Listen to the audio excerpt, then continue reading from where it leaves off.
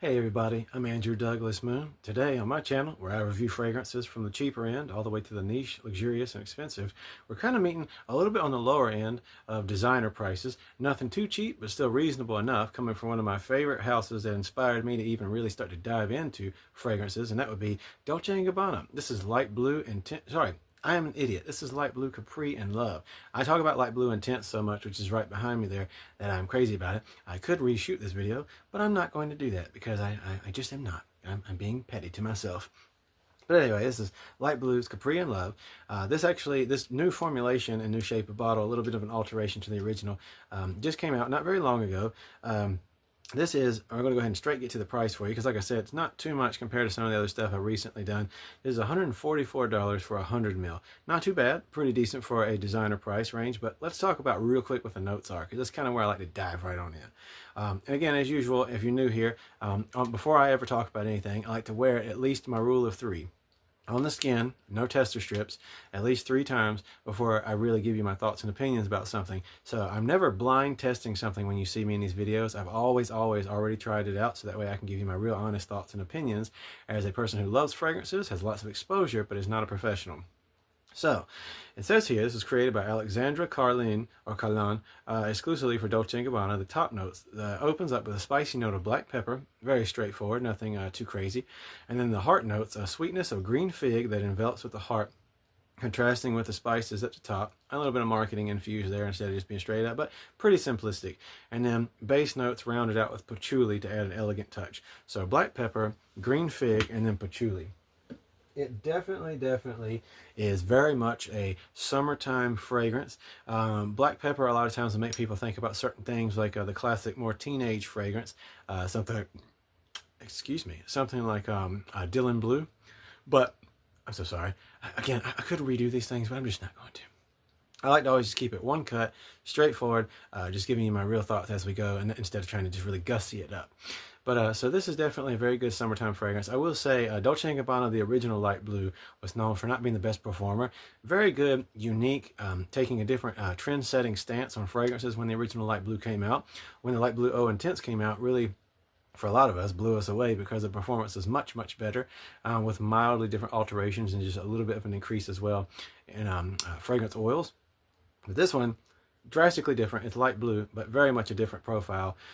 It shares like some cousin-like qualities with light blue Eau Intense, but really different overall. They like to maintain a sense of spice, rosemary, oregano, and then black pepper here. All of the light blue seems to like to carry a bit of a sense of spice. That is, to me personally, like I said, a nice unique take for fragrance companies in the more designer realm.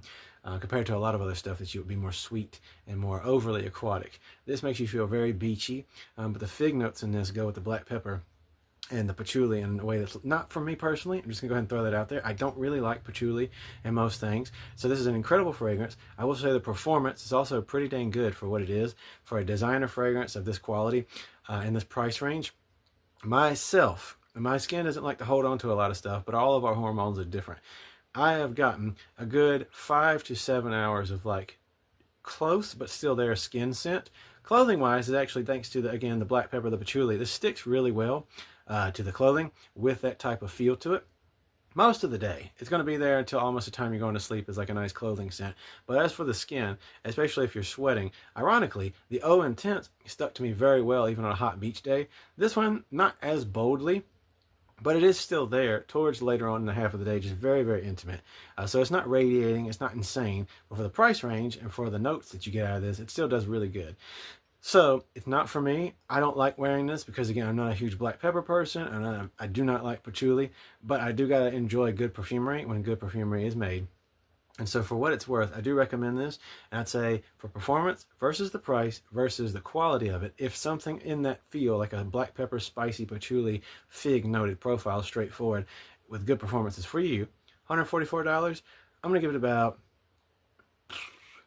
I want to say a flat 9. I'd say 8.9, but I'm going to give it a flat 9 because, again, I'm only taking it less than where I could put it because I don't like it as much. It's just not my taste. It might be near about a 10 for you personally, but I gotta give it a 9 because performance for me and the other people I've let try it, around me versus the profile and versus the actual price, I think it deserves to be in a good solid 9. It's a good take on the light blue family. It's very different, stands alone. You can have all of them and it not be actually redundant.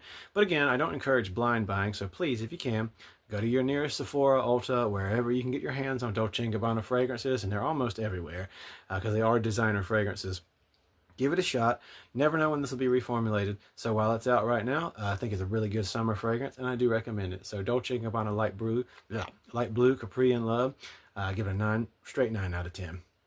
For me personally, my name's Andrew Douglas Moon. If you missed it at the beginning, I don't see how you could have. This isn't a live stream. I do those a lot, so sometimes I kind of get brain foggy and fart a little. But with that being said, I appreciate you stopping through to watch, and you're welcome here anytime, no matter who you are, what walk of life you come from, what background you have. Everybody of every way is welcome here, and I love you guys. I appreciate you taking the time to watch. I'm not a professional anything. I'm not sponsored. I buy all these. I just love perfumery, and if you're here, hopefully you do too. And if you want to join the community, please feel free to subscribe, but you don't have to. Either way, I hope to see you guys again one day. Thank you so much again. Andrew Douglas Moon, Dolce & Gabbana Light Blue Capri in Love, 9.0 out of 10. See you next time.